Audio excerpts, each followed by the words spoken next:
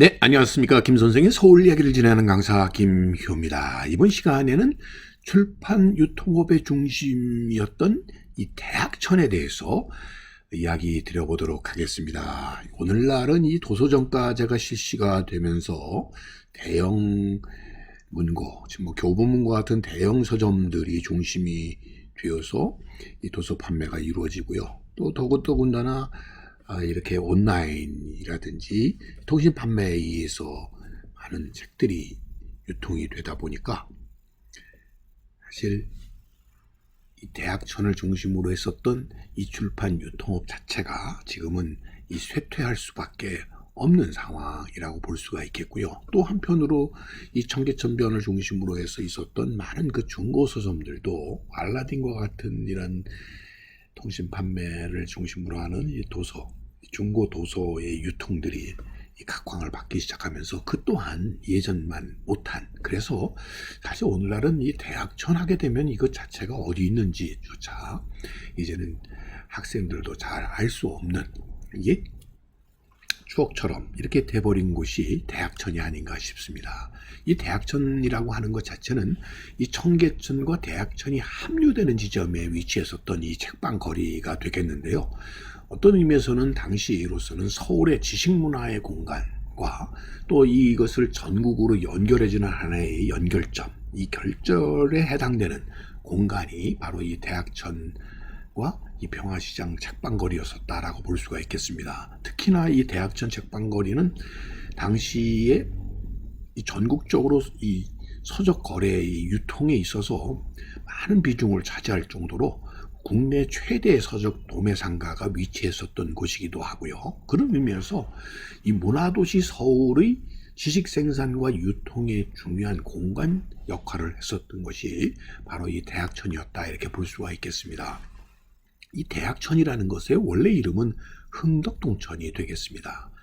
이 북악산에서부터 발원을 해서 흘러드는 이 흥덕동천과 또 한편으로 이 지금 조선시대의 최고의 교육기관이었었던 성균관을 흘렀던 이 반천이 흥덕동천과 만나서 청계천 지역으로 이렇게 흘러내리게 되는데, 현재의 대학로라고 불려지는 이 해화동 일대라고 하는 이런 명칭은 1985년도 이후에 붙여지게 된 것이고요.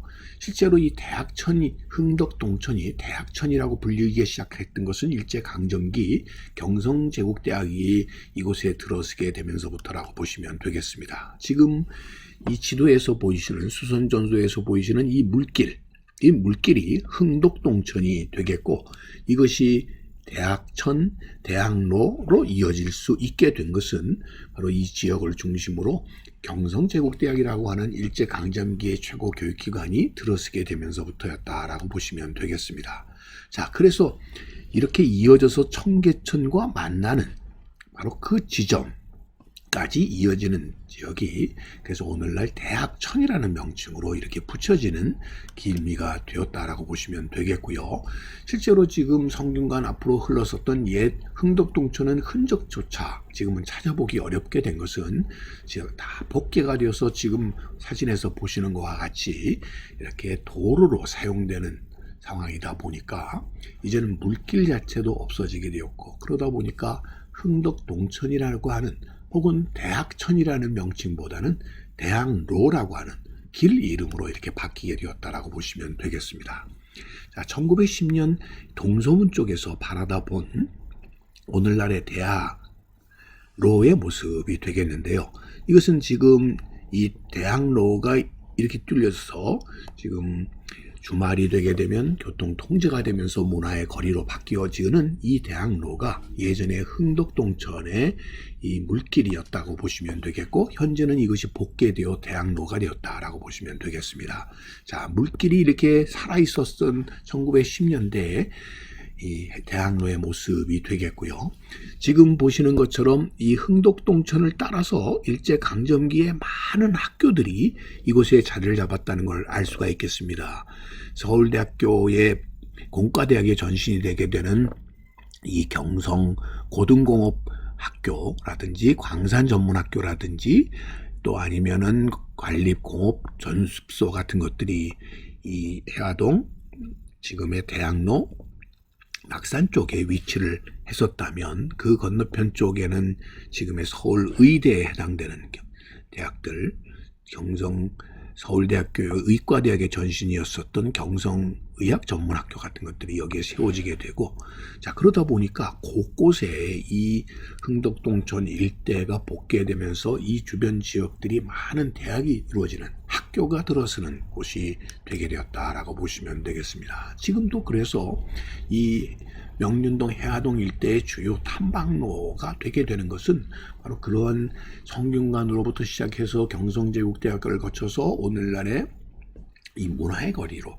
바뀌어버린 이 대학로 일대가 그런 의미에서 지식과 문화의 중심지에 그런 기능을 했었던 흔적들이 많이 남아 있어서 지금도 이 대학로라고 하는 명칭이 비록 대학들이 다 없어졌다고 하더라도 이상하지 않은 명칭으로 남게 되었고, 그것이 이어져서 청계천으로 유입되는 과정에서 지금의 전태일다리, 버들다리 근처 주변 지역은 흥덕동천이 청계천과 만나는 주변 지역이 되겠고, 그러다 보니까 자연스럽게 이곳의 해천을 대학천이라고 부르게 되어서 이곳의 상가 명칭도 대학천 상가 같은 것들이 나오게 되었고, 대학들이 많고 학교가 많다 보니까 이걸 자연스럽게 책의 유통과 또 그 수요를 담당하는 하나의 공간, 상가들이 구성되게 되는 결과를 가져왔다라고 보시면 되겠습니다. 지금 청계천변에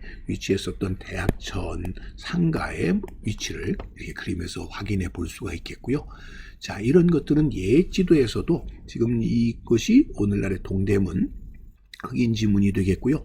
이 흥덕동천이 흘러내려 가지고 청계천과 만나는 바로 유입되는 이 지점이 오늘날 대학천이라고 불리워지게 되는 계기가 되었다라고 보시면 되겠습니다. 자, 그래서 지금 이 청계천이 위치하고 있었던 예전에 훈련원이 있었던, 그래서 지금 훈련원 공원이 들어서게 되었었던 이 청계천을 중심으로 하는 지역은 사실 이 주변 지역은 방산이라고 해서 청계천이 범람하거나 준천을 하게 되면 그곳에서 준설했던 흙들이 모여서 하나의 산을, 인공 쓰레기 산을 이루었기 때문에 일찍이 이렇게 빈터로 이루어져 있었던 곳들이 이제 청계천을 중심으로 상가가, 동대문 상가와 같은 시장들이 들어서게 되면서 오늘날의 모습으로 이렇게 급격하게 바뀌어 나가게 되었다라고 보시면 되겠습니다. 그래서 옛 사진에서 보시는 것처럼 이 종로를라고 하는 것 자체가 유기전의 전통을 이어서 중요한 상권으로 이렇게 발달하게 되었고, 이런 과정 속에서 번화한 이렇게 상가들이 집중해서 들어서게 되고, 이것이 오늘날의 이 평화시장과 같은 오늘날의 이런 근대적인 유통 상가로 변신할 수 있는 전체의 모습이라고 보시면 되겠습니다. 그래서 여러분들이 보시는 것처럼 이 청계천이 이렇게 흐르고 있고요. 이 청계천으로 유입되게 되는 것이 바로 이 흥덕동천이 되고, 이것이 바로 오늘날 대학천이라고 불리우게 되는 계기가 되었다라고 보시면 되겠습니다. 다시 말씀드리면 바로 청계천이 이렇게 흐르고 있고, 그곳에 유입되는 이 흥덕동천 자리가 예전에는 왼편에서 보시는 것처럼 청계천이 완전히 복개되고 그 위에 청계고가도로가 들어서게 되면서 오늘날의 이렇게 복원된 청계천의 모습과는 사뭇 다른, 그래서 이 복개된 청계천을 중심으로 해서 지금 보시는 것과 같이 이렇게 대규모 상가들이 들어서게 되는 계기가 되었다라고 보시면 되겠고요. 바로 그 청계천 변에 오늘날의 이런 평화시장이 오늘의 모습으로 이렇게 자리 잡게 되었고, 자연스럽게 대학천 가까이에 이렇게 헌책들을 전문으로 파는 헌책방들이 밀집해지면서 하나의 중고 서적의 유통의 중심을 이루게 되는 계기가 되어 오늘날까지 그 명맥이 유지되어 올 수 있게 되었다라고 보시면 되겠고요. 또 한편으로는 이 출판 유통을 위해서 출판사의 주로 본사라든지 아니면 이와 관련되는 대리점들이 집중적으로 이루어지면서 하나의 큰 상가를, 빌딩 상가를 이루게 되었었던 것이 오늘날의 이 대학천 상가로 한때 정말 우리나라 전국 유통의 중심지로서의 기능을 했었던 것이 바로 이 대학천이었다라고 보시면 되겠습니다. 어떤 의미에서는 옛 이런 명성은 많이 사그러들게 되었습니다만 지금도 대학천 하게 되면 바로 이 도서를 특히 이렇게 다양한 전집이라든지 백과사전과 같은 이런 규모의 책들을 보다 싼 가격에 살 수 있었던 대표적인